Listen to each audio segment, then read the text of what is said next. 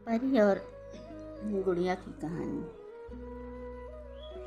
एक समय की बात है। सूरजपुर गांव का एक लड़का था। उस गांव में एक जमींदार और उसका एक बेटे रहते थे। बेटे का नाम दीपक था, जिसे जमींदार बहुत प्यार करता था। दीपक बहुत ही होशियार और समझदार था और साथ ही बहुत ही खूबसूरत, सुंदर और सबकी मदद करने वाला इंसान था। दीपक की शादी रतनपुर नाम के गांव के व्यापारी की बेटी से हुई। व्यापारी की बेटी का नाम कोमल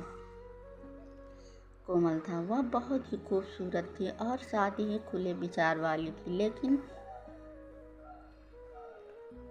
वह बहुत ही गुस्सैल और क्रोध स्वभाव वाली थी। दीपक और कोमल की शादी बहुत ही धूमधाम से हुई। ढोल नगाड़े बजे, सभी ने बहुत मज़े किए। दोनों गांव वाले भी बहुत खुश थे, जैसे दिवाली का त्यौहार मनाया जा रहा हो।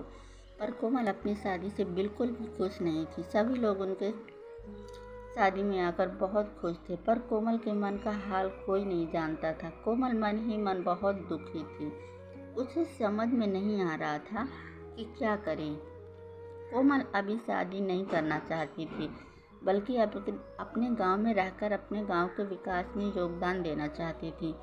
वह अपने गांव के लिए कुछ भी करना चाहती थी। लेकिन उसके पिताजी ने उसकी शादी दीपक के साथ तय कर दी थी। शादी के समय कोमल को दीपक के ऊपर बहुत गुस्सा आ रहा था, पर अपने गुस्से को शांत कर लेती, क्योंकि अगर वह गुस्सा करती तो उसके पिता की इज्जत पर चोट पहुंचती और सभी लोग कहते कि ये कैसी पुत्री है जो अपने पिता की आज्ञा नहीं मानती।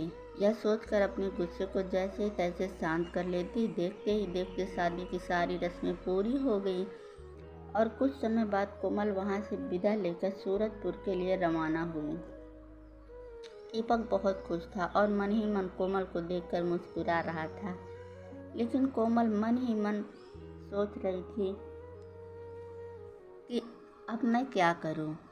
दोनों अपने घर पहुंचते, जहां कोमल को खूब जोर शोर से स्वागत होता है। सब कुछ होने के बाद जब दीपक कोमल की बात करने के लिए आया तो कोमल उस पर बहुत नाराज़ हो जाती और ठीक से बात भी नहीं करती। दीपक को कुछ समझ में नहीं आ रहा था, क्योंकि आखिर कोमल उसके नाराज़ है। दीपक कहता है, क्या हुआ कोमल, तुम मुझसे क्यों नाराज़ हो?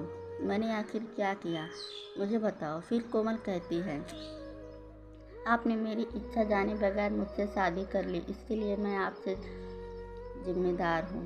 दीपक समझाने की कोशिश करता है, लेकिन कोमल उसे अपनी इच्छाओं को दोषी मानकर नाराज रहती है। लेकिन फिर समय बीतता जाता है, वैसे ही कोमल को दीपक से प्यार हो जाता है। अब कोमल दीपक के ऊपर गुस्सा नहीं करती, बल्कि उससे प्यार से बात करती। देखते देखते 8 साल बीत जाते हैं, लेकिन दोनों को संतान नहीं होता है।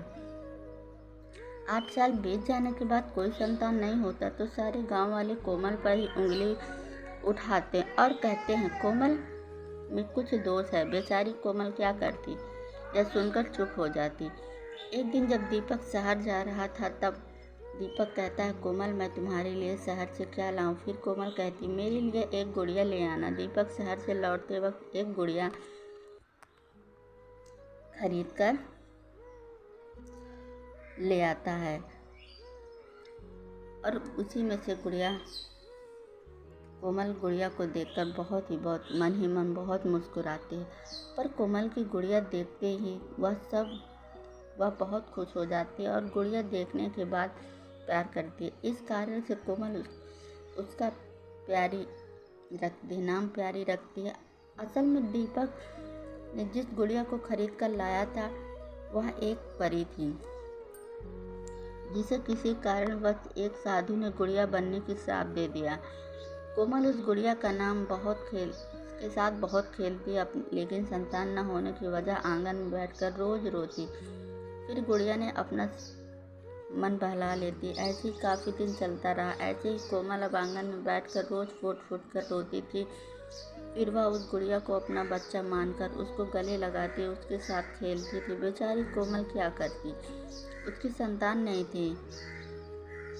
उसके साथ भी कोई था जिसके साथ वह खेल सके। फिर भी एक दिन कोमल गुड़िया को देखकर रो रही थी।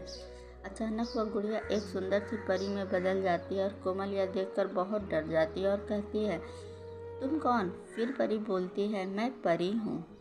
कोमल, तुमने मुझे पहचाना नहीं? तभी कोमल कहती, प्यारी तो एक गुड़िया थी जिससे साथ में अक्सर खेलती थी। परी बोलती है, मुझे एक श्राप मिला था जिस वजह से मैं एक गुड़िया बन गई, और इस श्राप में मुक्त होने का उपाय ये था कि अगर कोई मुझे बच्चों की तरह खेलती, मुझे गले लगाती तो उस श्राप से मुक्त हो जाऊंगी। तुमने मुझे श्राप से मुक्त कर दिया, अब तुम जो चाहो मुझसे मांग सकती हो। कोमल रोते हुए बोलती है, मेरी शादी को 8 साल हो गए लेकिन मेरी कोई संतान नहीं है, मुझे संतान चाहिए। फिर परी उसे उस वरदान देती है। जल्दी से कोमल एक प्यारी से बच्ची को माँ बन जाती है और फिर कोमल बहुत खुश हो जाती है। तो दोस्तों, इस परी के कहानी में गुड़िया का परी का वरदान, इस कहानी को अच्छी लगी तो लाइक, शेयर एंड सब्सक्राइब।